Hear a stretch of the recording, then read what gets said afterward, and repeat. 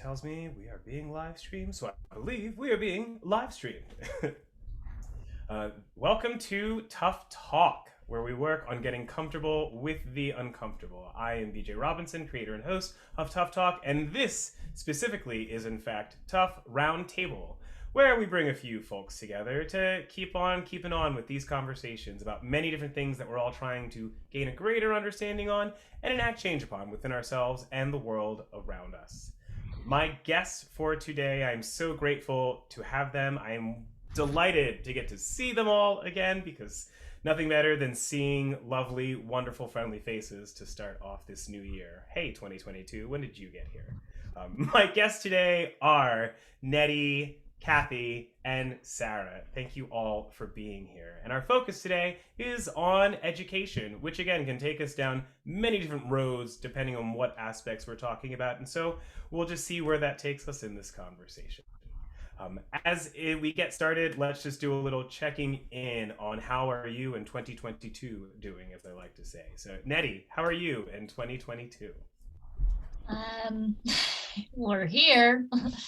I actually am just recovering from COVID, and it has not been easy. That was kind of how I rang in the new year, and with having to get back into school and get back into a mindset of learning and education while still honoring my body's need to rest and truly recover and take good care of myself. So it's been, we're balancing. We're trying to balance so far. It's still the first week of the term for me, so still just adjusting to the new classes and the course load, on top of the mental aspect of being fully remote, and fortunately having the ability to do that with school right now, but still trying to manage the Zoom fatigue on top of just the sickness fatigue. So it's been, every year's kind of seems like a rough start, but we're here and we're doing better. I have my health. I'm very grateful that I didn't need significant medical intervention, but it didn't start off chipper, so kind of just how it's going. That is how it's going, and that's okay. Again, even more grateful that you are here and you are with us, and that you are host this bound of COVID. So thank you even more for being here with us on that. Kathy, how are you in 2022? I'm doing pretty good so far. Started off well. I loved all the rain. I have this real burr under my saddle to clear everything out of my house and garage. We'll see how that goes. You know, I want to be like Zen Buddhist, not too much stuff. So we'll see. We'll see how long that lasts and how far I get. So I've been well, but I'm very cautious. I know we'll talk about COVID later, but I'm very cautious and kind of freaked out about like 7,000 new cases a day in San Diego is, whoo, that's a lot. So that, that affects your emotions and psychology looking at that stuff. And so, but other than that, good. The dogs and the cat and me are all doing well. Huzzah to a happy household, and to having that motivation to get the space right and get that balance in, because that's always super important. And yeah, now we'll get more into things with COVID cases and San Diego and that 7,000 mark and some other nice marks on numbers and things like that. But thank you for also being here on that note. And so Sarah, let me bring it to you. How are you and 2022 doing? I'm tentatively good. I'm always afraid these days to say like everything's great, because then so it's been a good year so far. Feeling healthy, feeling strong. Like Kathy, I loved the rain. I am a big urban farmer, so all my fruits and vegetables are getting like really loving all that water, and I feel very nourished by that. So tentatively tiptoeing into 2022 with some hope and trying to find, I usually start the year with like a word or like a series of words that are like my mantra for the year. And I haven't found that yet. So kind of having an open heart to try to find what is my word going to be for this new year. I feel so much of that. I'm always worried in moments of just like feeling too much happiness for too long that like it becomes Right. the moment of like, and it was all going well, dot dot dot, Right. and whatever is that next turn. That Afraid trepidation. to be too exuberant these days, because then Oh yeah. 2020 will happen again and 2021 will happen again. So we're just tiptoeing right now. The trauma is real, and I mean that's definitely where I'm at in my start of this year. I'm still trying to get my footing going with it being a new year. And I mean, this happened to me last year too. Last year the new year really somehow hit me until like March. And I think it was because of the pandemic and the way that we kind of had our first big shutdown in March of 2020. um, I feel like I've got some shell shock from that still going on, because part of me just hasn't like felt the same things that I like to feel around the new year and like get to that point of just adjusting perspective. And at the same time, I've also just had like everything else being in flux. There's been a lot of like just that kind of chaotic energy on figuring out what are my next few days looking like. My church was still set to have service on this past Sunday, the 2nd. And then Thursday night, the call was made that we were shutting down for the month of January. And so I worked, was scrambling to figure out what a virtual service was supposed to look like this past Sunday. And that was a lot for me. And then Monday I got my flu shot and my booster shot. And so then like yesterday I felt way out of it for far too long, that I'm still just like trying to like have 2 feet on the ground and know like I'm here and we'll go from there, which is okay. Keep on keeping on. Part of the solace in that is having stuff starting up with the Tough Talk platform. It was like, well, I know what that is, so it makes me feel like I'm finding something to grab onto and start to figure out what is happening still. And that's okay. Because the fact of the matter is, yeah, we're going into, as you were saying before we got started, Kathy, we're going into the 3rd year. This is the full trilogy now, of the pandemic, the 21st century plague. So I'm gonna start calling it because that sounds nice and grand for what we're going through as well. It'll be a great book someday, I'm sure, on the 21st century plague. A musical. Why not? Why not? An opera, perhaps even maybe an operetta, something in between. With that, we are all navigating education from very different vantage points, just perspectives and experiences, however we want to view it. But let's get into that a bit. Nettie, I'm going to bring it back to you first on just, what's your state of education like right now? What are the adaptations you've been having to manage through, and what are the pros and cons and all of it for you? Yeah, it has definitely, I was hopeful and it got swept out from under me. I moved from San Diego up to Portland to finish my bachelor's degree. And just about 2 weeks before the term was supposed to start, I got an email that a few of my classes would be transitioning to a remote setting after getting emails all summer long about how the school is working really hard to make sure all students and faculty are vaccinated. It will be, there was a lot of, we will be in person. And then, yeah, just a couple weeks before, some instructors making the personal choice, which of course I'm glad that they are given that choice in this academic setting, given that so many educators right now are not being given any agency in how they want to conduct their classes.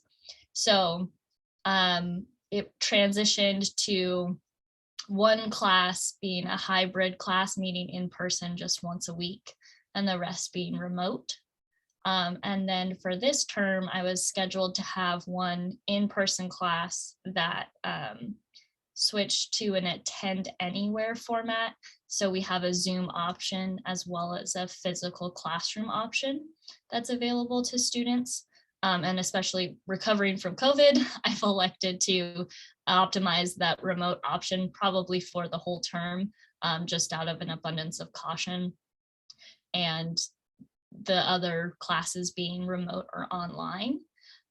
The struggle that I'm really dealing with right now is my online classes have an extra fee attached to them. So I don't have a choice but to take this specific class in an online format, and I'm being charged extra for that. It's called a learning or technology fee or something like that, when I'm using my internet and my own personal computer to do the class. So that is extremely frustrating. And we got an email towards the end of last year about they're monitoring the situation, but they are still keeping classes in person. So I don't know if every in-person class is given the Zoom option. I know that for mine it is, and that's great for me, but I think that there are some classes that are fully in-person, required in person without any alternatives. And that's very frustrating. And it's also very frustrating to have conducted a big, cross-state move for school to be, at home essentially. And for budget-wise, for none of it to have changed. Someone in one of my classes, we were discussing that like the costs and fees for running a university, part of that is electricity and, the physical space, paying for physical space. And so they're like, technically the school has saved a lot of money not having to have the lights on and the, all of the routers going. But that those savings, for lack of a better word, are transferred over to the student population. So our tuition is the exact same given virtual or in-person formatting. And that's frustrating to have to be using my personal funds to make sure I have adequate internet at home during rainstorms in Portland, and to be charged additional fees for that through my institution.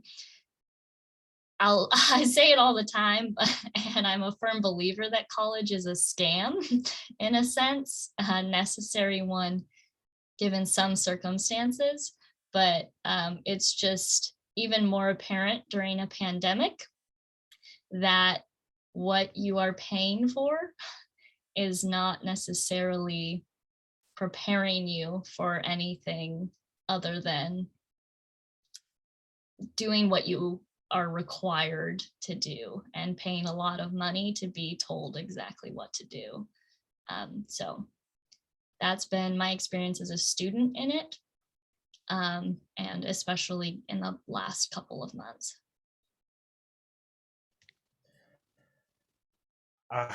Thank you again for being here, and thank you for sharing.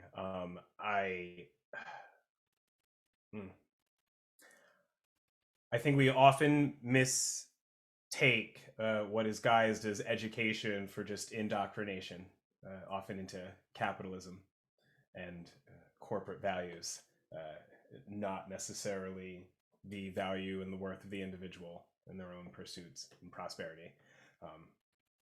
And yeah, certainly in times of the 21st century plague, some of those things can become a bit more apparent in different ways. But let's keep this going. Kathy, as I'm going to bring it to you next, with the same thing on just where are you at with the different adaptations that you've had to manage through this ongoing period? Okay, first, Nettie, the fact that they charge you an extra fee is nuts. That is unacceptable. There's no way it's costing them more. Absolutely, as you said, costing them less, and the professors are working from home. Anyway, so me, I've actually, I'm teaching online, but I've been teaching online for like 15 years, 16 years, I don't know, a long time. So when everything first got crazy in March of 2020, it was like no big deal for me because my students had already, we were all online and we all knew what we were doing. But then what my biggest adaptation was trying to remember that by the time we got to fall, not every student wanted to take an online class. They were kind of forced to do it. So trying to, navigate that with the students and figuring out who was who. And also,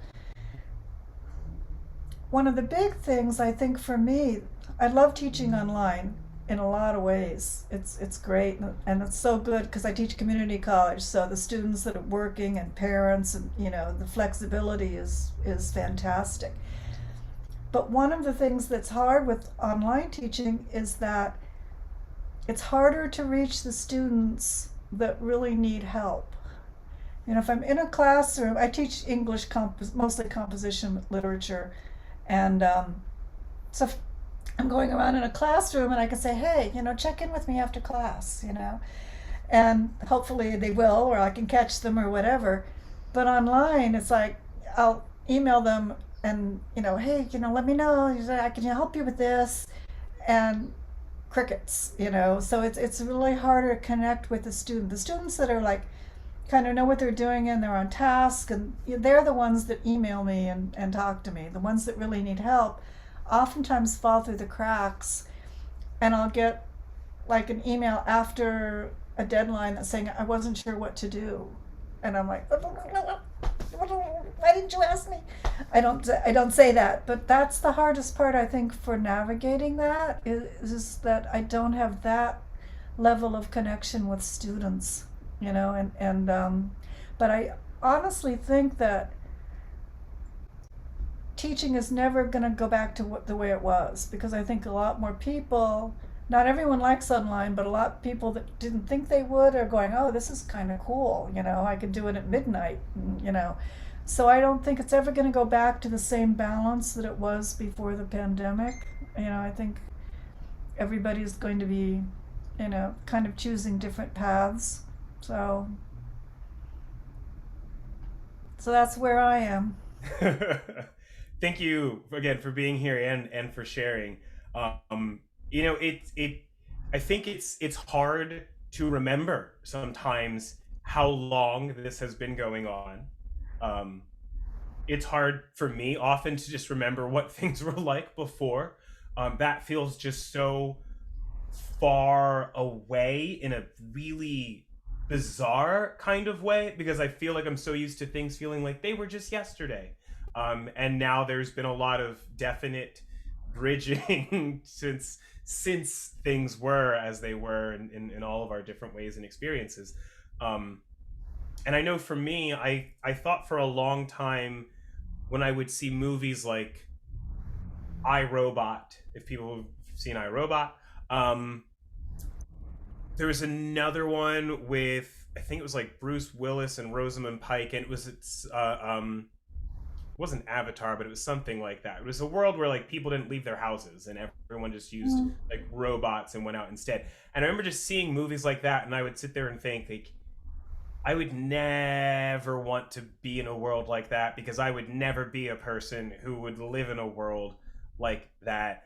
And then I try to remember that it's been over 2 years now that I've been saying I've been living my best Zoom life, and don't ever want to leave the house anymore. And even just trying to remember that, like, there was a point where I thought this was the idea of who I never wanted to be. And now it's like, this is exactly where I am most comfortable.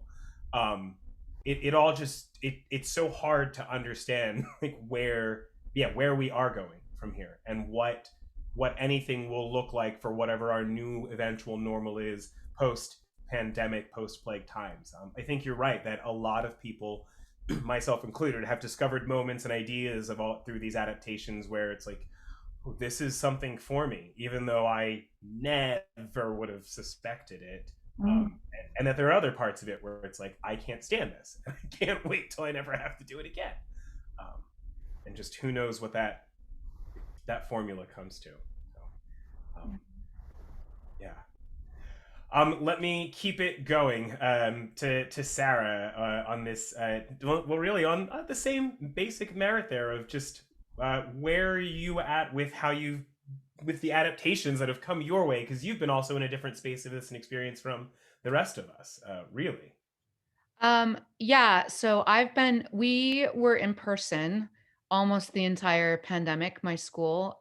We were out for March to June of 2020, but otherwise we were in person fully. Um, we were the only district in San Diego that chose to have students in person and teachers in person. Um, and so it's been a very different space and eh, oddly more impossible to do what I do, which is to teach music with kids in and out when you're maintaining a physical space and you can't um, maintain consistency. So that's one of the things that we're having an issue with now with Omicron. We're supposed to have a concert this week, and my choir president and half my advanced choir they don't have COVID, but they're quarantined. So I don't have them. Trying to figure out like, well, so do I cancel? It's outdoors, and is it worth it to just give the kids the experience of getting in front of an audience somehow? Because if we keep, like, I kept postponing through the whole first semester going, the time will come, we'll be able to have a normal concert. I believe it will happen this year. And then to really just adjust my thinking to go, it just may not ever happen again. We may never be able to perform indoors without masks. I don't know if that's ever going to happen again. And I think that's kind of, I loved what Nettie was saying. I think between the lines, which is that the people at the top are not adjusting quickly enough for how fast we're having to adjust as people, right? So things are happening and moving, and like there are new requirements, and we're having to come up with creative solutions like on the spot. And like as travelers, as humans over the course of the last 2 weeks, like trying to celebrate the holidays, things happened really fast, and people in charge of administrating those changes are not moving fast. The CDC is not moving and changing fast. The WHO is not moving and changing fast. So we're stuck with restrictions, or they're not coming fast enough, or they're still trying to navigate things on this like 2019 timetable, and not realizing like schools need to make adjustments so that you're not charging ridiculous fees, as in Nettie's case, where that may have been a luxury at one time to take a digital class, but now it's a necessity. So that your PPE money for your school should be being passed down to students. Otherwise, why should they continue? We've got, I think I read in the Times this morning, something like 4.5 million Americans quit their jobs last year. It's only a matter of time until college students go, well, this is also not good enough. Your experience is not good enough. So I need you to do better for me. And I couldn't agree more with Kathy that the future of education is digital. Like, as much as I hate to say that as a music teacher, because I do not want to be digital, it is better when we don't have to adjust like on the moment, when we don't have to do what we did in 2020, which was, things are different today and they're different tomorrow and they're different next week. And, BJ, you and I as voice teachers going, how do I play for a student when they're on Zoom and I'm on Zoom and the lag isn't correct? And like, how do I teach a classical lesson in that way? And how do I, so that's kind of my frustration, I think, as an educator right now, is I feel like I've been on Project Runway for the last 18 months without a stop. And I'm being asked to produce something creatively every single day. I'm having to constantly,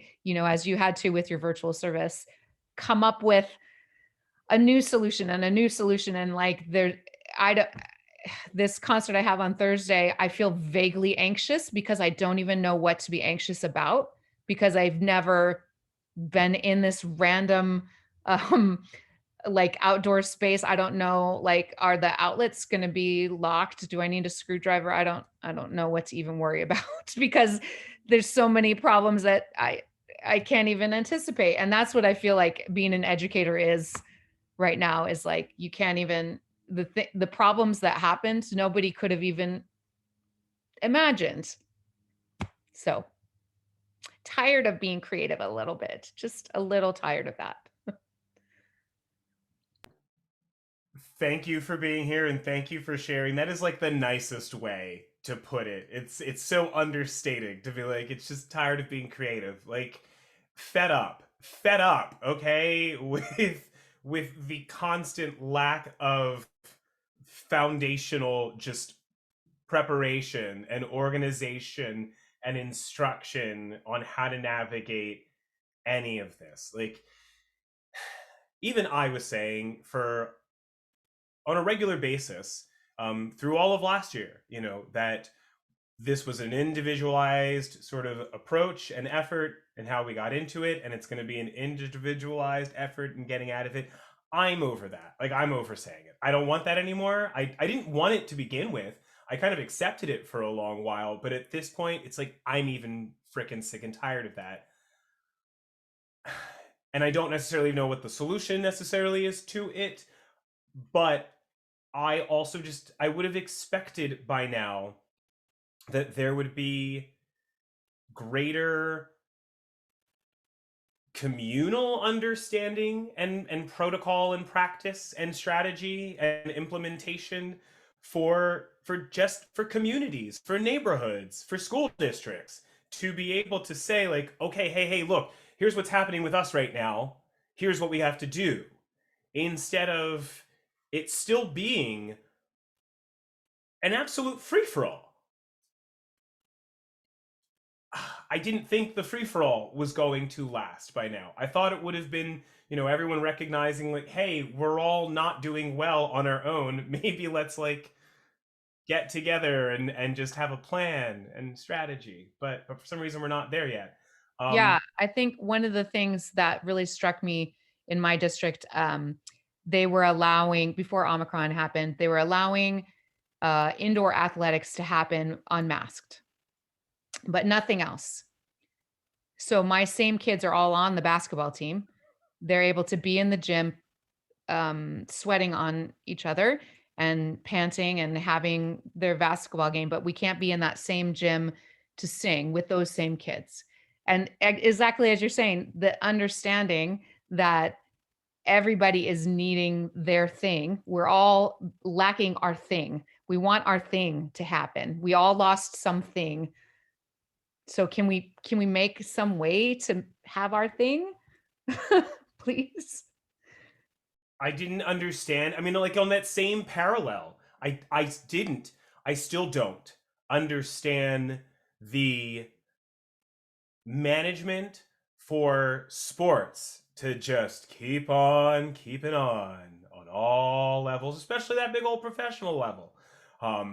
But the arts, just like, oh my gosh, I just don't I don't understand.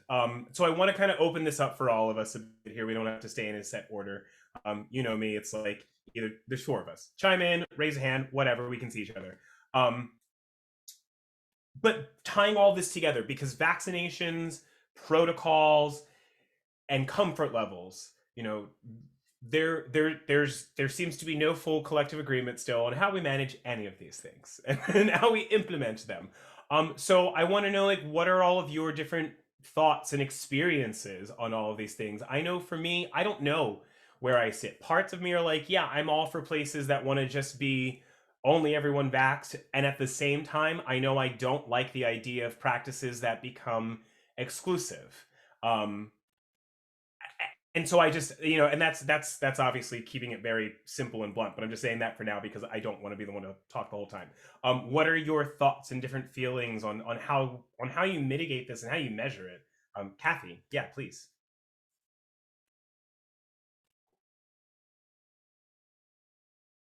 Voila. So I'm very cautious, and one of the hardest things I have is what to do around friends and family that aren't as cautious as I am. I've got like on Christmas Eve, I was supposed to meet a friend in El Cajon on indoor dining, and I went, yeah, no, I'm not going. Um, and I know a couple of people that are unvaccinated, and I wouldn't be around them. And they're in their 80s. I'm like, what? I mean, oh, so strange. I won't go indoor dining right now. I've got now my choir, which is a Peninsula Singers. It's a small community choir.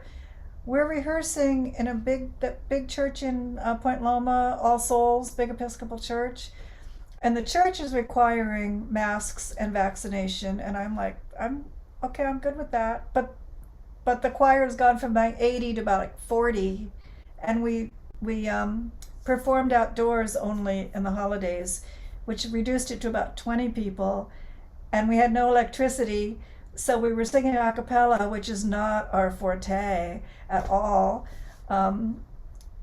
So all of that is just, but I'm just, I want to be cautious. I live 2 doors down from a testing center, and I see people trooping there every day, every single day.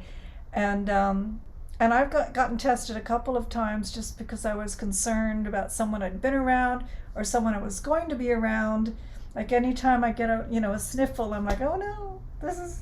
So I'm trying to get to where I'm cautious but not crazy. But with so many infections, these days, I'm kind of playing it by ear with each individual situation, and like my sister's gonna have we call her the bonus niece, our niece's best friend, and her husband and her 4-year-old over for dinner, and I'm like, can we eat outside? I know it's January, but with a 4-year-old that goes to preschool, I don't know. So it's sort of like it affects me because I'm the kind of person that doesn't like to disappoint people, and so it's hard for me to say, yeah, no, I've got this boundary, and this is, plus I want to see people and I want to do things. And I know we have tickets for Signet Theater in February, and they have vaccination mask, and I was okay with that back in August. I go, yeah, this is great. And now I'm like, okay, I hope that's everyone wearing a really good mask, So can we like, it's like we have to acknowledge that for a moment as well. And again, thank you for sharing again. On like how it's like we're back in 2020 on the okay, now everyone, it needs to be the N95 mask. Like now it's almost the opposite, where before it was like, well, at first it was like just cover your mouth with something. Then it was like, okay, it needs to be a mask and not just, like a gaiter or a piece of cloth. And then it was like, any mask will do. Don't go get the high-end mask because it doesn't need to be that serious. And now they're like, okay, now it needs to be a mask that's creating a seal on both sides, and a fabric mask won't cut it so much. Like today I was watching the local news and I was starting to like hyperventilate when I saw the reporter just wearing a fabric mask and being like, no, you can't do that. You can't do that. And but it's like we've got so many merits to, and yeah, I'm with you. Like if I were gonna eat with someone, I don't eat with people. I eat with my partner and with the dogs, and that's about it. But I would be like, yeah, we're doing that outside, regardless of the weather right now. I feel that. Yeah, Nettie, where where are you at with your comfort and with all of this? Yeah, I'm kind of piggybacking on the mask thing about some of the classes having in-person options. I'm studying communication. It's not an easy thing to have to learn over Zoom. It's definitely not easy to have to learn in online formats. And we lose that really crucial aspect of having class discussions, which are empirically shown to be better educational formats than lecturing alone. And so we've lost a lot of that crucial aspect. So one of my classes specifically was taught in person masked last quarter. And the professor, after doing that, was like, we lose a very crucial, he's like, we're in person, but we're still losing, you know, half the face and a lot of the like physicality that comes along with communication. So he opted to choose a Zoom format that's more trying to be discussion and putting us in small groups, like breakout rooms and stuff like that. But it's still so difficult. It's still so difficult to feel connected to other students and to like try and get to know them without having like a physical space and like that proximity to each other, that helps to like foster that sense of community and like cooperative learning with each other.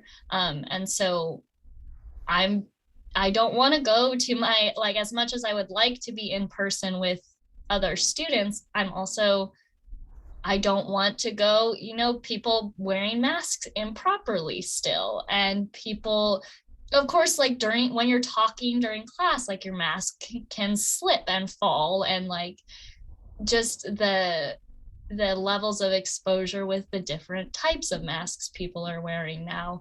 And it's just too scary if like, for me personally, it's too scary. I know that I have a good amount of immunity now, being vaccinated and becoming sick with it, but I could become sick with it again, and I could become sick with it worse, or I could become sick with it really minorly and not even know, and then get someone sick who doesn't have as able of a body as me to fight off the infection. And so just all of those like compounding areas of concern, I'm like, can we just stop? Like, can we just stop for a second and let people like make better choice, like give people the space, like Sarah was saying, like constantly having to be creative and come up with a solution. Can we give people the opportunity? They don't need to solve anything. Can we pause again and look at the ways we're trying to just muscle through that definitely aren't serving our students, who are rapidly getting more sick with COVID and having to deal with that while also maintaining school schedules. I'm just frustrated and tired, and you know, higher education is exhausting enough as it is, and then to have to combat all of this messaging at the same time is really wearing on people. And there's not a good answer, because we're all just trying so hard to keep pushing forward, instead of slow down and look at our systems and the way our systems are breaking and have been broken for any sort of amount of equity or value of the human beings that are incorporated in them, if that makes sense. No, it does. It's just broadening the scope on these longer, deeper rooted issues and challenges and breakdowns, like you're saying, that we already have in these systems. I mean, just I can't imagine how it feels. I cannot imagine how it feels for your professor trying to weigh even just the value and the worth in how can I more effectively pass on these skills and fundamentals of communication.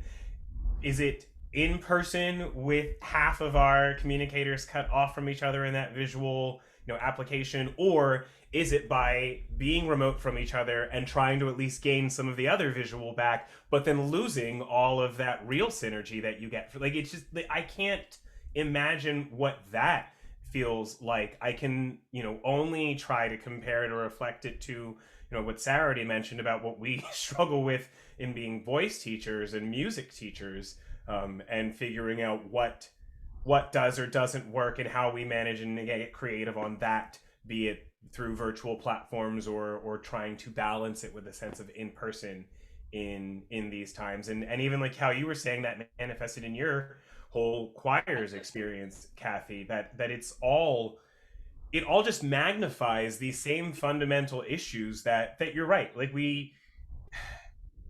I wish there had been a moment where we had a national shutdown and pause on everything.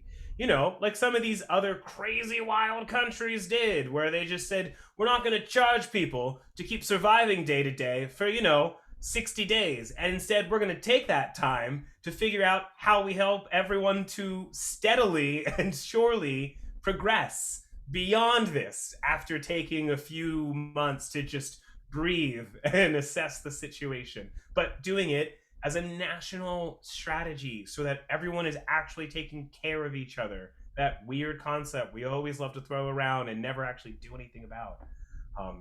Sarah, I'm going to bring it back to you on just, especially like you said, you've got this, this other event that's just even coming up. So where is it that you see some lines, and you've had to live without a lot of these lines even being drawn in terms of vaccinations being used, of masks, of any of it? I think what you're saying, that word grieving, like that's really where it is, when the vaccines came out, I had such hope where I was like, awesome. Like my art, all of us are actors and performers and singers, and we want that. And so, Zoom readings and like digital productions, like they were so heart fulfilling and they did so much, but they will never replace, as Nettie's saying, they're never going to replace that synergy of being on stage with someone and feeling it from them. And you can't have that with a mask, and you can't truly sing with the mask.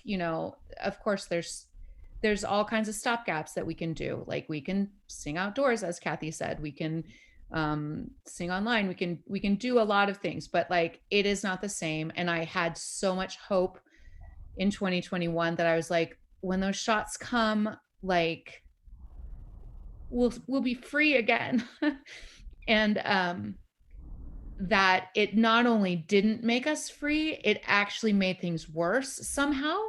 That we got to a point of this division that is so deep, where you've got on the one side people who are vaccinated who cannot forgive the unvaccinated for keeping us in this stasis, and then on the other side the unvaccinated saying, well, I can't give in because you've told me that I'm stupid, you've severed your ties with me, you make it impossible for me to give in. You know what I mean? And so like we're trapped in this place where we can't move forward. And I think what I'm grieving is not just the hope that we had going into 2021, but like I don't know if there is a future for our art. And there's so many people who are so blithe about it. They're like, oh, performing arts has survived, for 2,000 years. It's going to be here long after you're dead.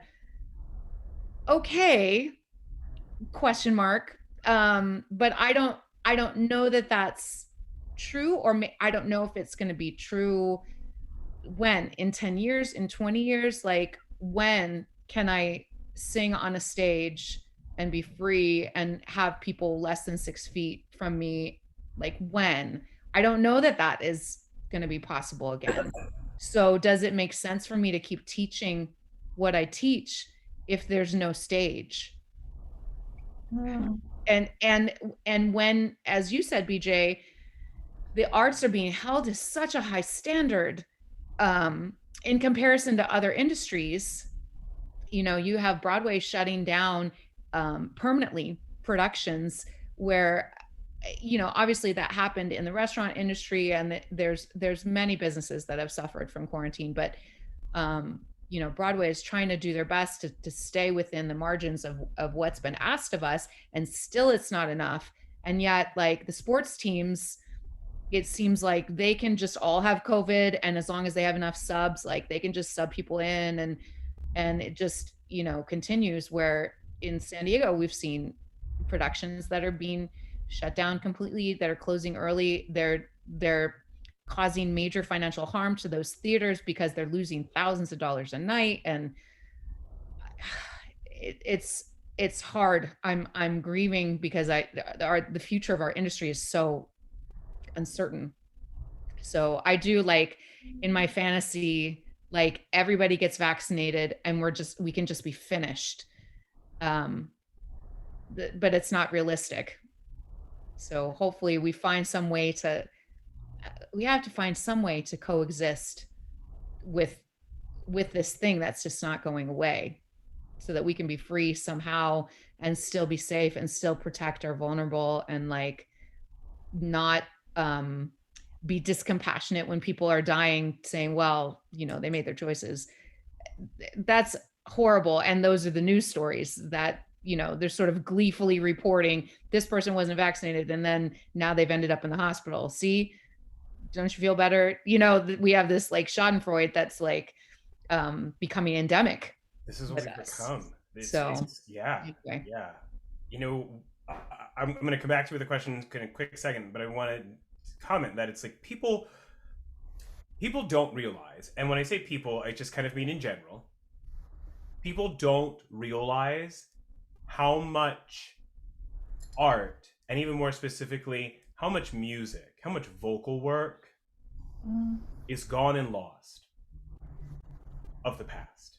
People don't realize how much music, how much art is simply gone and forgotten, and at this point entirely unknown whether it existed or not, blink of an eye kind of thing. And what I think people don't see in this moment is how much of that loss we're experiencing across the board. So much is being lost, not just in art, but across the board, in lives, in ideas and innovations, in advancements. It's all just being lost and will be entirely forgotten and unknown if we can't get out of this cycle of this plague that we're in right now. And the same can just be said about education in general. People don't know how much education has been lost, forgotten, which is a part of why we end up in these vicious cycles all over again and again, because when you can't remember the past, you are condemned to repeat it again and again. And that's a lot of you're right. I mean, there's a lot of grief right now of just at this point that feels like a point of no return, and at the same time it feels like we're just crossing over our weird go all over again without collecting $200. And it's bizarre and it's frustrating. But I want to ask you, and then I'm going to ask you, Kathy and Nettie as well. What do you think about institutions implementing vaccination policies? Are you someone that says places at this point need to just be like, you got to be vaxxed or you're out? Do you think it's wise to keep a vax and testing policy in place? Do you think at this point it's like the point's moot and that, it doesn't matter because we're just stuck in this? At my school, the teachers are mandated to be vaccinated. The kids are not. Not sure whether they will be, but in East County, we have very low vaccination numbers. And so that's one part of my like daily, it's one part of my daily is being in a classroom, very small classroom, very tight quarters with 40 kids, and not knowing, I'm not allowed to ask who is vaccinated. So based on the numbers, probably 20 to 30 of those kids are unvaccinated. And that's every day I'm spending that hour with them. They're sitting on the piano bench next to me. We're touching the same keys, so that's that part of my day. And then the other part of my day is, going on auditions or, at times being able to be in rehearsal, being able to be on stage. And the theater world, at least in San Diego, is, I would say, pretty across the board. You have to be vaccinated to participate in person. So ostensibly that's an extremely safe environment. And yet, we saw breakthrough cases happen with plenty of people who are not only vaccinated but boosted. And thank goodness that they were, so they weren't as ill. But I think what I see is when there have been vaccine mandates in some shows that I've done, there's always somebody who was able to participate in some way because they promised to, and they found a way, and they had a reason. And so there's always someone who manages to be there anyway. And that's sort of what happens with every vaccine mandate. So teachers at my school are mandated to be vaccinated, yet there are many who are not, because they agreed to take twice weekly COVID tests. And so like, I think any vaccine, I would love for there to be a vaccine mandate. Like, I have to be honest, I'm a singer and I want safe spaces so that we can take off our masks. That's the only reason. I could care less what anybody does with their body. I want to be able to take off a mask and sing inside a theater again. And we can't do that until everybody is vaccinated. But even if there were mandates, we're not going to get there, because there's always a loophole. There's always a workaround. And we don't move fast enough to anticipate any of those things. So I guess my hope would be that people have an understanding that, as you say, we're losing so much. All you have to do is take a scroll through Netflix and Hulu and realize, like, there's not a lot of new shows. There's not a lot of new movies. There's not a lot of good content. Like, where did it all go? We seem like we had so much in 2020. And now that quarantine dearth is catching up with us, as you say, it's just going to leach into every area that requires our creativity and imagination. When we don't have new music, we don't have new content, and we're relying on TikTok for our entertainment. It's not going to get there until we all sort of pull together in that Rosie the Riveter spirit of like really being a community and finding a way to like beat the disease. I don't know if there is a way that we can legislate to get there, I guess, is my long-winded answer. I appreciate every word of that answer, though, because it registers and it makes a lot of sense. But I really hope I don't have to get back on TikTok again. I've tried it twice or thrice now. I don't want to have to do it again, but who knows? Kathy, your kind of 2 cents on it with vaccination policies and protocols. What do you think? I like a vaccination mandate, but with you can test if for some reason you can't do the vaccine. But I think it should be getting to the point where booster is included in that fully vaccinated, because all of the statistics say how much the antibodies wane. So I think that's kind of important. I still have like this optimistic part of me that's like, this is going to fade away like the Spanish flu did 100 years ago. After a certain amount of time, it's not going to have anybody else to infect. And because they say the Spanish flu is still around, but it's so diluted that it's just another form of flu. So I'm hoping for that. But and I know that the places, I feel more comfortable, like going to Signet. I felt pretty comfortable, like I said. I don't know about February, but I was comfortable in December. But going into places, like I said, I won't go inside a restaurant. I'm obviously fully masked going inside a store, and I won't go into anyone's house pretty much at this point. My friends, I feel like kind of a weirdo, but I'm like, it's not worth it. We can do other things. We got to adapt.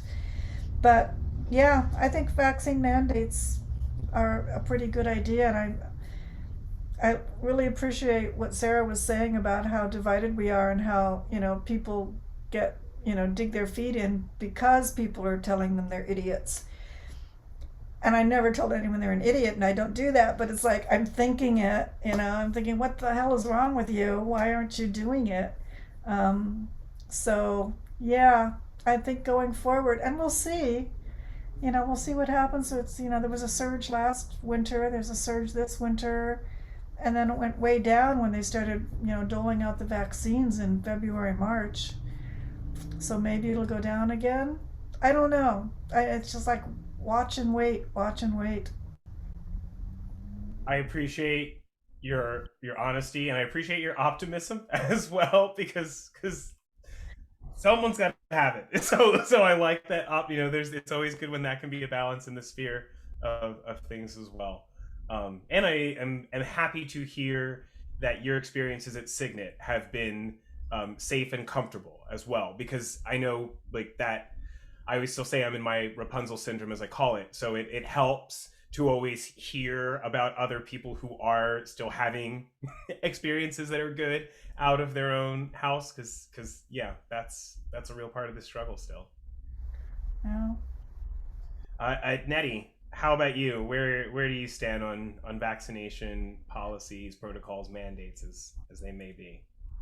I'm grateful I'm not in a position that I need to be making these choices for an organization. But I believe I heard it in one of the Tough Talk rooms. The messaging we're given around vaccines and the promise of freedom that Sarah had mentioned, that was sort of a false promise. That I just have a lot of concern about any type of it has to be this way, and the ripple effects and the pushback against those types of strict mandates. And it just kind of it feeds into all of the ways we communicate and choose our words around these things, and the ways we're trying to persuade people without putting ourselves in their shoes and their lived experience. It's just such a complicated thing to try to get mass coordination on. And so I think taking a look at smaller groups and taking a look at where you have a sphere of influence with people in your lives and communicating to them and meeting them where they are on being vaccinated or choosing to not be vaccinated. I think those areas have more of a ability for influence and power and guidance than this sort of like top-down effect of it has to be this way if we want things to progress or change or to see ourselves out of this.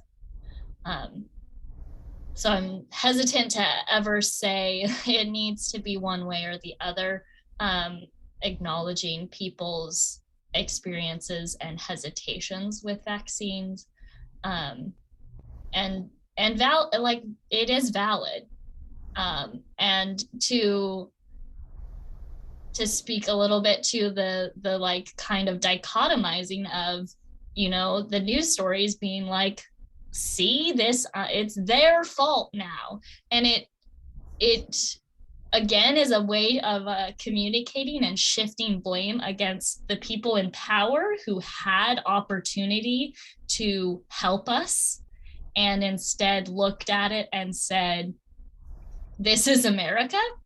We don't do that here. So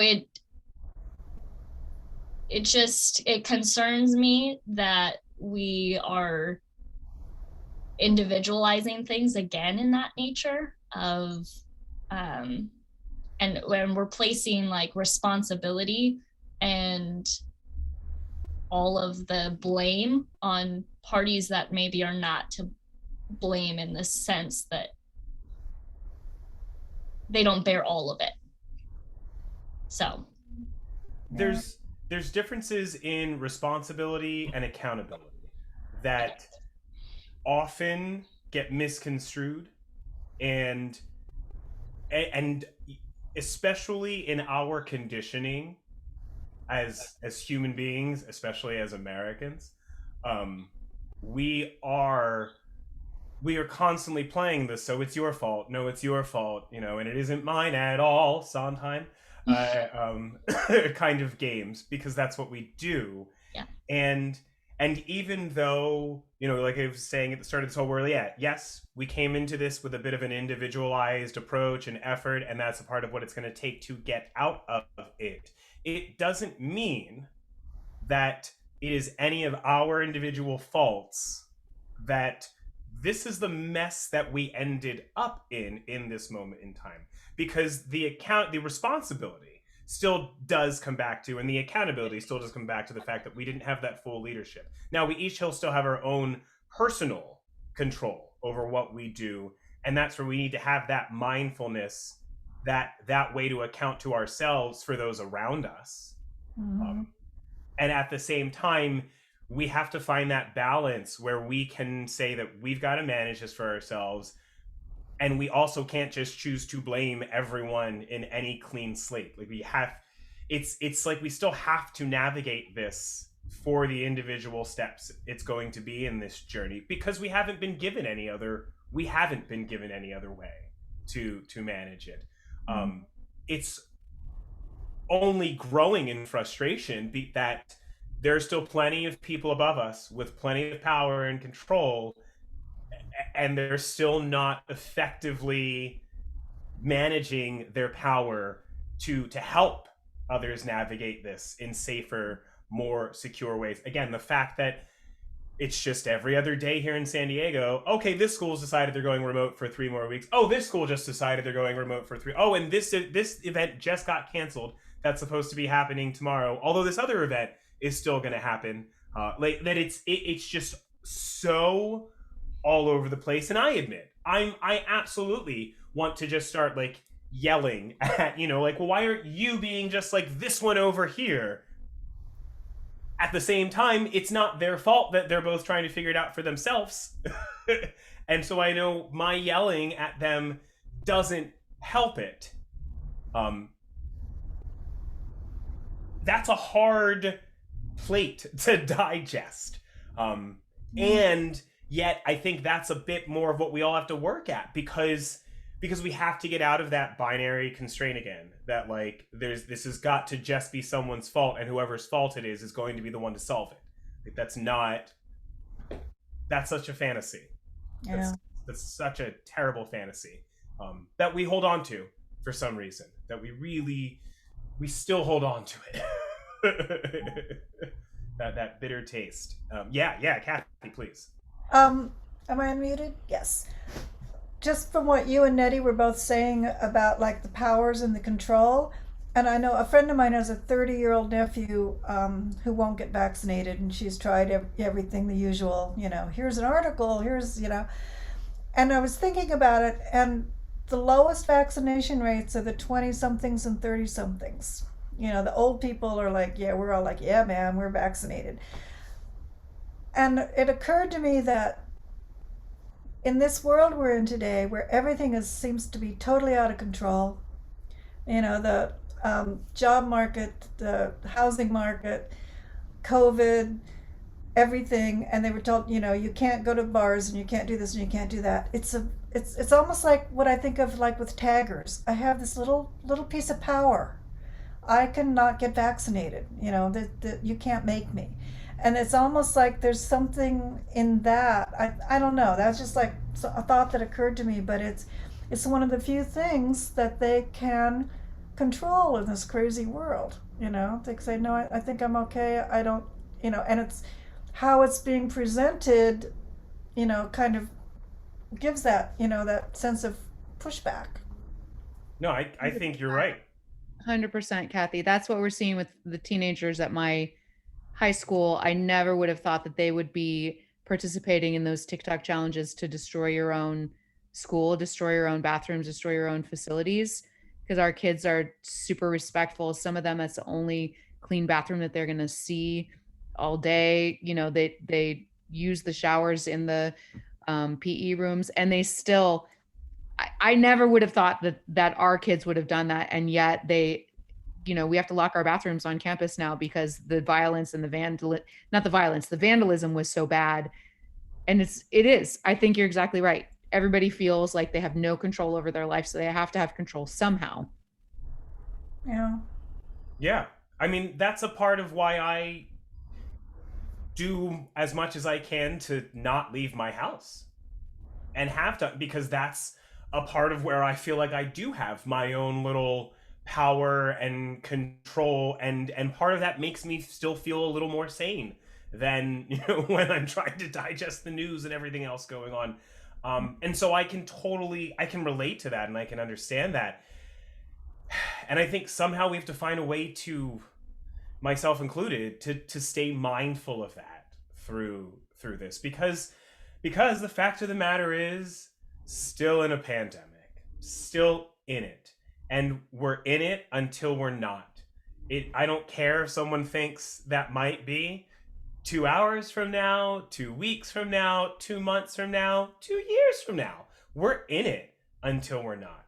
And that's at least the first thing that we need to collectively acknowledge. And I say that as like, that's the goal and the lesson still, because here we are, January 5th, 2022, so many other things that we could even be talking about at this point, but we need to still talk about the part where we don't have a full collective acknowledgement that we're still in a pandemic. We're still in a global pandemic.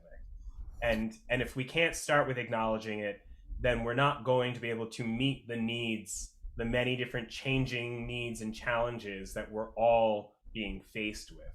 And we're certainly not going to be able to find a way to just maintain a purpose in education, because we don't know if what we're teaching today is even going to be useful tomorrow, with this world being so unstable. And that's a tough truth to swallow, but that's really where we're at. I mean, forget the side of it all, which takes us down the paths of what's happening with you know, parent-teacher associations and school boards and all that chaos, as we'll just call it for right now. We don't know if what we're even able to apply today will be applicable to tomorrow, if we don't know what tomorrow is even going to bring. And we won't know, and we won't be able to plan for it if we can't get on that same page to start with, that this pandemic is still happening, and it is until it isn't, however long that may be. Mm-hmm. Yep. On Friday, this is kind of the FYI to the three of you, as well as to anyone who may be watching out in Facebook land, because we've been live on Facebook this whole time too, which is great, that we are going to be getting back to our first full Tough Talk community Zoom room Friday evening at 5:30 p.m. Pacific Standard Time, with a focus that I've simply called 2022, Where Do We Go From Here? Because, you know, we just need to kind of check in on all of this as we start this next chapter of the pandemic trilogy of the 21st century. And I mean, you know, within our tough talks and our different conversations we have on the platform, we do come back to those focuses of acknowledgement, change, education, and preservation. And that practice has continued to change and flux as we've gone from day to day, month to month, variant to variant, even, if you will, in this pandemic. And that's something that I think we need to really reflect on and discuss even more so this Friday as a community, because, you know, the struggles and challenges of education are further developed and further exasperated now than they were 6 months ago, than they were a year ago, than they were when this whole thing started. And while some of those problems are the same, there are many new ones that have come into play with it. And I'm so appreciative and grateful for all of you, Nettie and Kathy and Sarah, taking time, taking energy and capacity to just come and be with us here and to have this conversation, to get into these many different facets. We're going to keep this conversation going in another session tonight at 7:30 p.m. with some more wonderful friends and faces of our Tough Talk space that y'all are invited to as well, or even just to check out online. And then, like I said, we'll keep this all conversation going next Friday, or this Friday as well, at 5:30 p.m. So just thank you three so much for being here and for being a part of all of this and for getting us going again with these tough talks. And thank you to all who have been watching and joining us abroad. Please do just keep following us on our Tough Talk platform on Facebook, on Instagram, and on YouTube. Join us for our conversation on Friday at 5:30 p.m. PST. And we will keep on keeping on from there. And hopefully we'll see you soon for some more tough conversations.